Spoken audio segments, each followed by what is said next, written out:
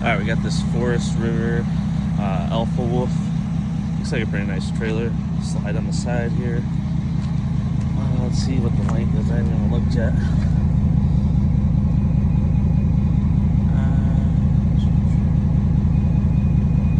I don't even see it. It's probably right in front of my face again. Oh, 30 foot, 4 inches, dry weight 6,300 pounds. So not that big of a trailer. I thought maybe it was a little bit longer than that. Sitting pretty level. A little bit down in the front, but not bad. I adjusted my hitch yesterday. Looks like it must have bunks in the back. I noticed this window. I don't know if it's dirt or what's on there. Might be a bad seal on the window. Got the keys. That's different. How am I supposed to get? I got the keys. I've never seen one of these. Usually it's just a zip tie. That's cool. That's a little bit more sturdy. Alright. This is cool. I've never seen a little like control box like this with the satellite and fresh water and a little shower underneath.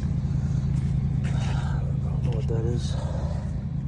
It's all labeled really nicely. It's got a tow hitch. It's got my license plate on. Nice cool American flag on the back.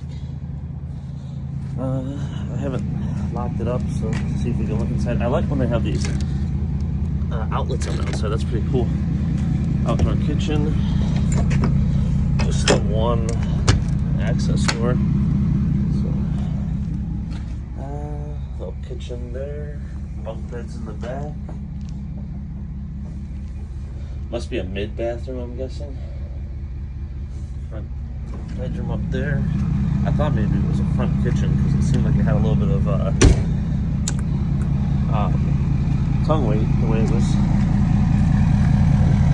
sagging a little bit. It's got one of the hookups for the dogs. That's cool. And I don't know. Looks like power extending jack. Oh yeah, the jacks. Push button jacks. That's really cool. It's a time saver for sure.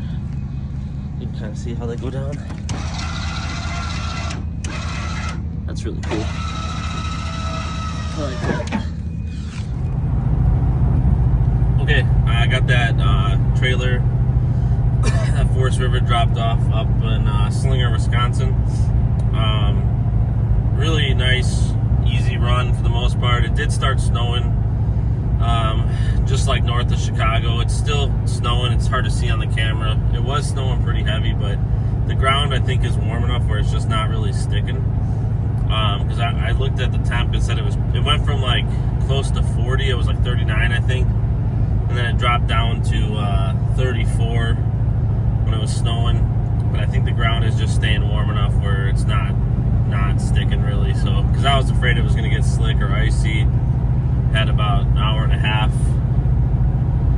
from when it started snowing, so I figured it could have made for a long drive, but I think I'm gonna hit a little bit of traffic coming home, just because it's taking, I thought it was only gonna take me about an hour and 40, but it's saying 2 hours, so I'm guessing right outside Chicago where I normally hit some traffic, I'll probably be coming in right when it's about traffic time. It says I'll be home about 2:40.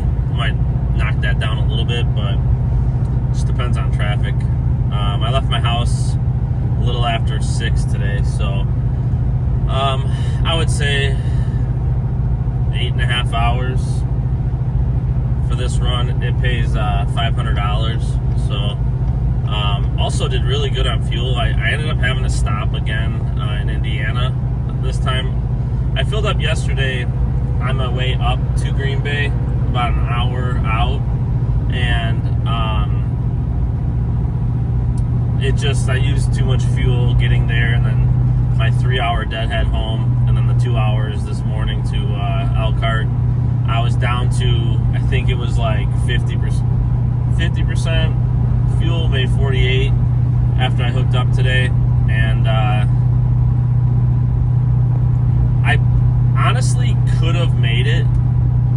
There's like, the wind's not bad today. I only used like 38% fuel getting all the way up to Slinger, so I could have made it no problem, at least into Wisconsin, and I should have done that because I think I paid like $3.69 an Elkhart, and it would have been probably like $2.90. I would say to buy 80 cents a gallon. I don't think I'm going to stop though, again, even though I probably should, because I did request a load for Sunday. But trying to get home in time to go to the gym. I haven't really been able to go lately because I've been leaving so early. I usually go in the morning before I head out on my run. But the last couple, well, I think I only went once or twice this week because I was leaving, before, pretty much right around the time they were opening at 5 o'clock, and it just put me too far behind if I want to stop at the gym and then go. So I just haven't had a chance to really work out, so I think I'm going to do that before. My wife has an appointment this afternoon that she's going to, so I do have to be home at a certain time. So I think because I have 61% fuel right now, I think I am just going to run home. I'll probably be around like 45% when I'm at home, which is fine. And then I may fill up just in my town. My adaptive cruise isn't going to work because snow's building up on the front of the truck, blocking the sensors. I love using cruise control, so I hate when the sensors are blocked up by snow and I can't use it, but it is what it is. This weather's kind of screwing up my plans because I was planning on washing my truck tonight, just taking it to the car wash and then doing some touch up by hand because it's in the parade tomorrow, and I have a feeling I have to get there early because I think it starts at like 10, so I probably have to be lined up before 9 or around 9. So if this weather clears up, I probably will still try to go out tonight, just go through the auto wash and then just do like a waterless wash in the morning, touching up. Like, I don't know if you guys get this with your diesels, but right around where the diesel fill up is, like the little bit of drips that come down there just cakes the paint. So I was, even going through a car wash typically doesn't clean it up that well. So I'll probably do a little bit to the wheels, maybe tire shine it up, and just get it ready to go through the parade. I gotta empty out the bed, all my tools and stuff, and I gotta decide if I'm gonna keep the fifth wheel hitch in there or not. Yeah, should be fun. Never been in a parade before, never had a truck that's been in a parade, so I think we're gonna have some people sitting in the bed of it, throwing out candy and stuff like that. My daughter probably wants to sit in it. It's my neighbor's running for the school board, so he doesn't have a truck. So he asked if I would drive my truck for him in the parade, which I'm happy to do that. He's a good friend of mine, so yeah, it'll be kind of cool. Hopefully my truck isn't too loud for the people in the parade or too smelly like diesel. We'll see. Not in a very friendly town for big trucks and diesels, let's just say that. But should be a good time. And then, like I said, I did request to see if my dispatcher had a load for Sunday. I asked if he had any shorter runs because I don't want to do my whole Sunday. Like, this would be perfect, like a slinger, where if I can pick up an Elkhart at our storage lot, it saves me half hour, 40 minutes total. I could be less than 9 hours if I leave out. Let's say I leave out at like 4 a.m. I could be home 1 o'clock, 2 o'clock in the afternoon. That wouldn't be too bad. I could spend the rest of the day with the fam. But I asked for either like Slinger, Elkhorn, Sterling, Illinois would be fine. And then I could even do like a Sheboygan. That's just about an hour further, so. But I could still probably get it done, especially if I'm picking up in Elkhart. I could probably get Sheboygan done in under 10 hours. Pays $5.70, so. But the reason that I'm doing that is I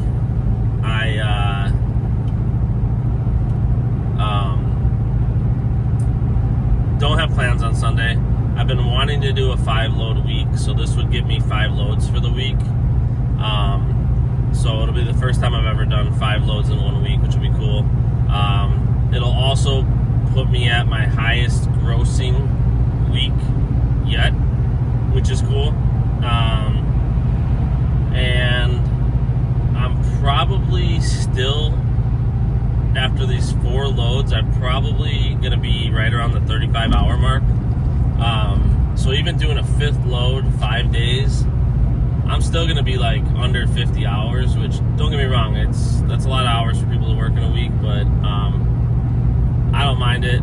And keep in mind, when I count my hours, it's from the time I leave my house to the time I get back. So it's probably comparable to like a normal person's work week, where their 40 hours that they might work would be probably when they clock in and clock out, and then they have their commute back and forth. So if I end up putting in, let's say, 45 hours this week, 5 days, you could count like that extra 5 as like commuting. Most people's commuting for the week or whatever. I don't know what the average commute is for a person, but to me, if I end up at 45 hours for 5 days worth of work from the time I leave my house to the time I get back, it's good. And my gross, even if I can't remember what I calculated I'm at right now, I think it's like 2,200 something. So even if I run like our shortest run, which is Elkhorn, Wisconsin, I get paid $420. I'm gonna be like somewhere in that $2,600-$2,700 mark gross. And I think the highest I've grossed previously is like maybe like $2,470. So it's obviously, that was on 4 days. This will be on 5. So obviously, it's not like earth-shattering or anything like that, because I did run like this Slinger one. This one only paid $500, and then I did an Elkhorn one earlier in the week, only paid $420. So I did have some of our lower-paying loads this week. And then, unless I end up doing like a long load on Sunday, which I'm really not, I don't think I want to do that. I'm not going to be like, I'm not going to hit $3,000 or anything like that. In order for me to gross $3,000 this week, I'd probably have to do like Wisconsin Rapids or lacrosse or something, which would, my whole Sunday is gone at that point. So I'm not saying I won't do it if that's all that's there. I may still take it, but ideally I'd be looking at one of these loads that pays, around $500.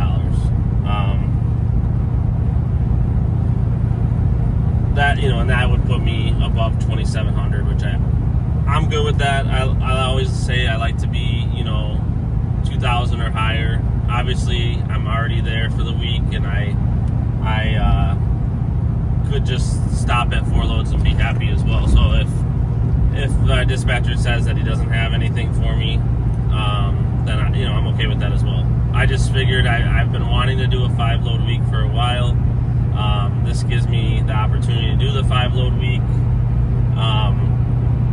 and just make a little bit extra money, and also see what it feels like to do that 5th load. And so I think it'd be a good opportunity if I can get a load. And also, I don't know, sometimes like week to week how many days I get to run. So in case I need to take advantage of the opportunity for 5 loads, because this coming week could end up being 3, or I've never had a 2-load week, but if it ended up being 2, at least I make some more extra income this week. My business is starting to I can't say pick up because I haven't started doing the work yet, but I am getting the phone calls rolling in, people wanting to schedule spring gutter cleanings, power washings. One of my big commercial customers, they reached out already. It's kind of funny because they have to formally send me the contract, and and they don't decide who gets the work until March 31st is what they say. But I already got the phone call saying like they wanted to get it put on the schedule for like as early as possible. So I got them on the schedule for like that first week in April that I got to get it done. And a little background on that, like it's a township that I do like a lot of sidewalks, some monuments and stuff like that. I usually spend about a week down there. It's only about an hour, like 45 minutes to an hour from my house. So I don't actually sleep in a hotel or anything. Oh wow, there's a car flipped over on that off ramp. That's crazy.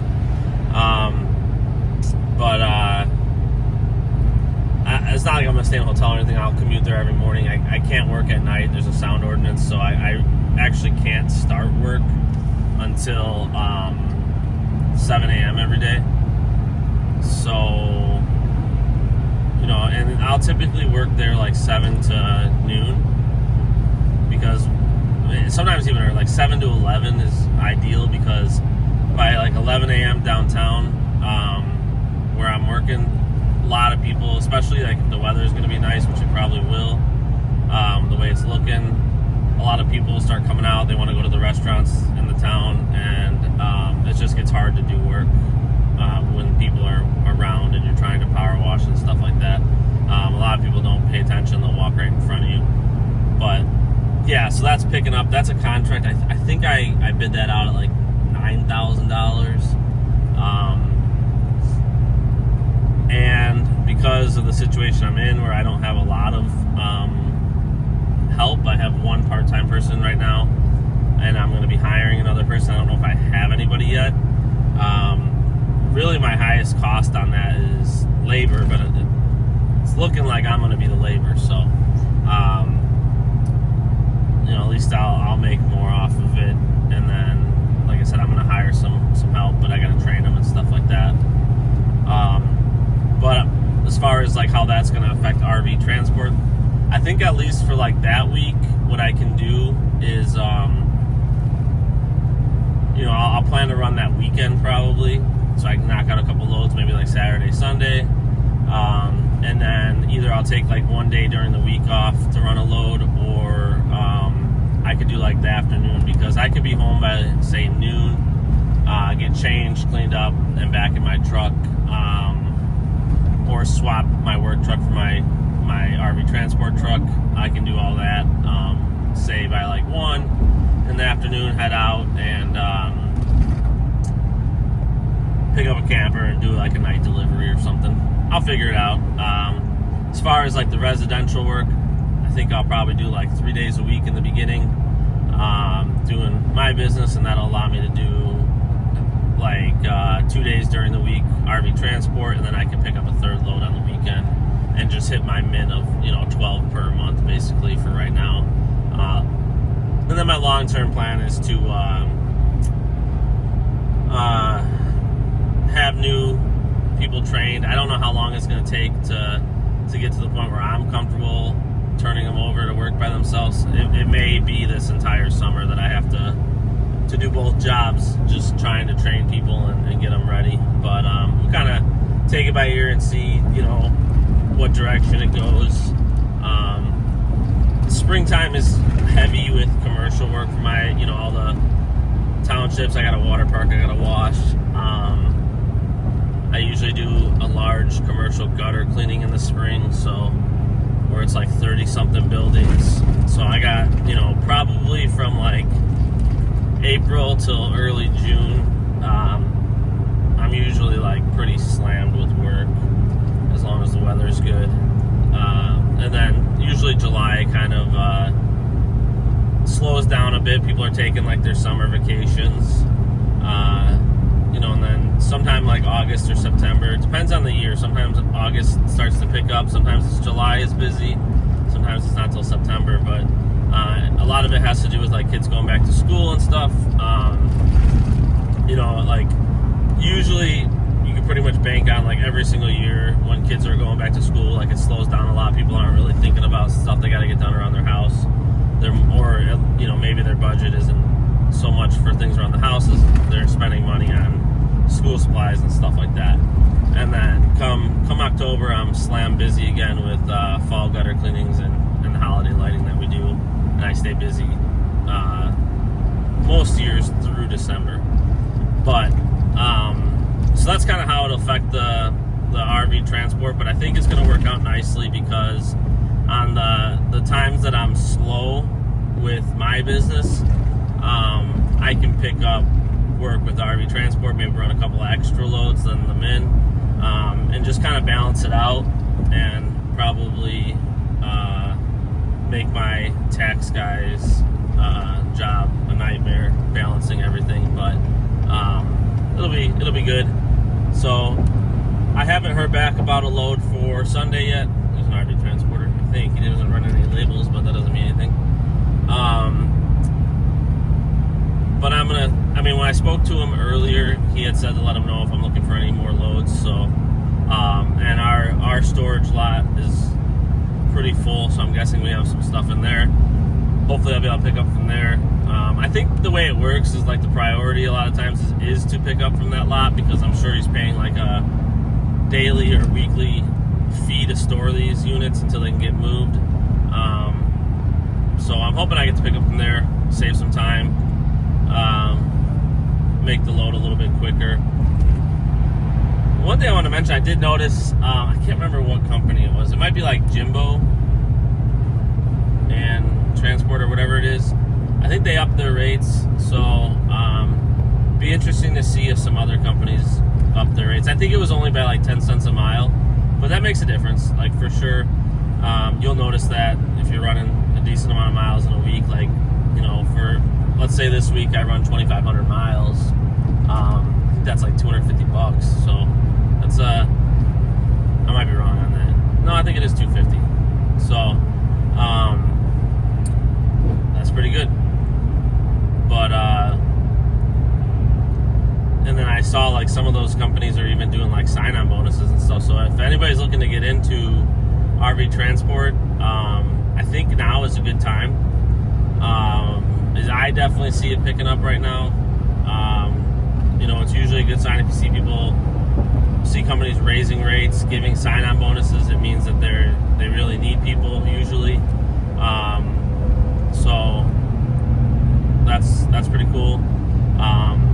I read an article that somebody posted that said, like, I think from 2024 to 2025, like January 24 to January 25, the RV industry's up like 20%, I think. And I also watched another video where somebody mentioned that it's grown. I think the RV industry has grown over the last like 3 years, but the spike from 24 to 25 is larger than like 22 to 23 and 23 to 24. So that's a good sign. Like I always say, I definitely think there's money to be made. Don't come into it expecting to get rich, but if you're willing to work, you can make a good living. I think that there's been a decent amount of people, just based off of like people reaching out to me through email and stuff. I think there's been a decent amount of people that at least my videos have at least helped maybe answer some questions with RV transport, maybe help them with their decision on whether it's a direction that they want to go. At least I hope, because that's kind of what the whole point of the channel is. At least when I started the channel was to just put some information out there from a new person in RV transport, and then the channel will grow with RV transport as I grow with it. So I'm hoping that the videos are helpful. I'm hoping that it helps people make a decision on, maybe you're teeter-tottering on wanting to do it, but you don't know, and my video might push you towards doing it, or maybe it takes it off the table for you. Maybe you're like, man, I really don't want to do that. So either way, I hope it helps, because I don't get anything from, obviously from you guys jumping into RV transport, especially if it's with a different company. And obviously I'm not going to get anything out of it other than, helping some people make some decisions on a work path for themselves. So, if you find the videos helpful, definitely leave that in the comment. Let me know. If there's any information that you want that I haven't been putting out there, let me know, and I'll make sure I get that information out there if I can. And if you like the channel, definitely subscribe and like the video. Also, one last thing that I'm interested, somebody mentioned wanting to see my power washing setup. I've had a few different ones over the years, and maybe I'll attach it to this video. or I'll make. Yeah, maybe that's what I'll do. If I can dig up a picture of like my older setup that I really liked. I've had a few different setups over the years, based off where the business has been. When I first started, I literally bought like the nicest one I can get from like Farm and Fleet, I think it was, or maybe one of those stores. And it was not like a commercial setup. It was a large residential, basically, a 4-gallon per minute power washer. I think I paid $800 or $900 for it. And I literally it was 150 pounds. I used to pick that thing up, put it in the bed of my truck. All my stuff I would throw in the bed, and I would just go from house to house. I had no tank. I couldn't do any commercial work. I mean, I shouldn't say that. I did a couple of commercial jobs where I had to hook up to their water source. But it worked. I got it done. And then when I landed my first, what I would consider big commercial contract, I think it was like $7,000. I ordered a trailer setup, and I had to go out to Savannah, Georgia, and picked it up. But I was still doing this part-time, my power washing business part-time, and I was doing roofing sales. So it was kind of a unique situation because it was a big purchase. I think I paid like $13,000 for the setup, and I was waiting to the last minute to really like pull the trigger on it because I was nervous. So then I waited so long that I basically pushed myself into a point where I had to go get this set up. Another accident. I had to go get this set up, and I had to get home because I had to start the commercial project that week, but I also had another project that I was doing, like a large residential one, and then I had some sales jobs I had for roofing that I had to be at. So I left, I can't remember what day of the week it was, but I left, and I drove it was like a 16 or 18 hour drive, and I just drove pretty much all the way there, and I realized I was going to get there, while they were still closed. So I just pulled over and slept in the back of my truck in a parking lot for like 4 hours, woke up, did the whole gas station, brushed my teeth thing, and I finished my last couple hour drive into the dealership, signed all the paperwork, got it, hooked it up, and I just started heading right home.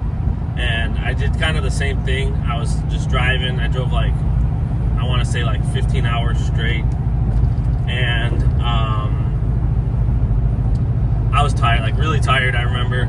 And I knew that if I kept pushing, I was going to get home with not enough time to really sleep before going to a sales appointment I had in downtown Chicago. So I pulled over, slept again in the back of my truck for a few hours, got home, showered, changed, and I went right to Chicago to meet this insurance guy. And I'm at one of these tall houses in Chicago. It's like 3 stories tall, no sleep, on the roof. We have to step off one roof onto the next roof, from house to house, because there was not enough room in between them. If you've ever been in Chicago, the houses are so close together you can't put a ladder up and get on the roof. So luckily the neighbor let us get on their roof from their back deck, and then we jumped over to the other roof 3 stories up in the air. And I just remember thinking, this is crazy. I have no sleep and I'm jumping gaps 3 stories up. But yeah, long story short, I had to get that done, get my residential job, get the commercial job done, and catch a flight to go to Florida on vacation where my family was already at, and I met them there. But so that was kind of how the power washing started off. And that was my favorite setup, that trailer I bought. I used it for 3 to 4 years, and I pretty much just wore it out. So I ended up selling it about 2 years ago, coming up on 2 years, and I might have been a little over a year ago. I can't remember exactly when, but right now the setup I have is in the back of a 99 F250 It's like a 225 gallon tank and a hot water pressure washer. But it's not, I mean, it's expensive too. I think I paid like, I bought it technically used, but it was brand new. I paid like $3,500 for it. I think they retail for $4,500. But over the last year, I've just had a ton of issues with it. So my plan is to sell the work truck, buy another trailer setup since I'm going to be doing most of the work, and eventually buy another diesel truck that's older that I can use for the power washing business as well as RV transport, so I can kind of save this truck for my personal use. That's kind of my tentative plan right now. I moved away from the trailer setup mostly because it's hard to find people that I trust and have experience towing trailers. And that was a pretty heavy trailer with a 500-gallon water tank. It was around 8,500 pounds full. But now that I'm going to be doing most of the work, I think I'm going to go back to a trailer setup. I'll probably have to do a drive somewhere to go get it, because most of the quality systems are built in the South.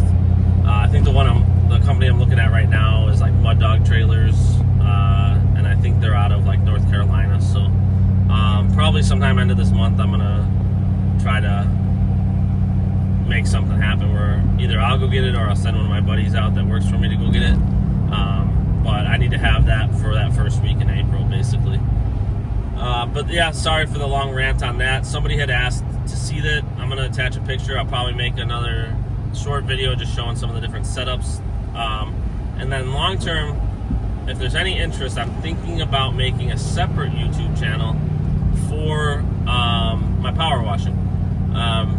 So if anybody's interested in that, throw that in the comments. Let me know if that's something that is interesting to you guys. Then I'll do it. If not, I don't want to put a bunch of time into it if it's just not something that's interesting. So I'm not sure how to do a poll, but if I can figure out, I think there's a way to do it on YouTube. If I can, maybe I'll just do a poll. But for now, just throw in the comments, and I'll do a couple short videos probably of some clips I have, and kind of see how they do. I know it's not really related to RV transport, but if they do well, then maybe I'll do a separate channel just for power washing, and people can kind of see that side of my life. And maybe that's also something that people are interested in getting into, so they can ask questions there. But that's going to be it for this video. Like I said, I haven't found out if I have a load yet for Sunday. I'm going to assume I do. So I probably will hold off on any like week videos, like earnings, until I figure out where I'm going, stuff like that. So that's it for now.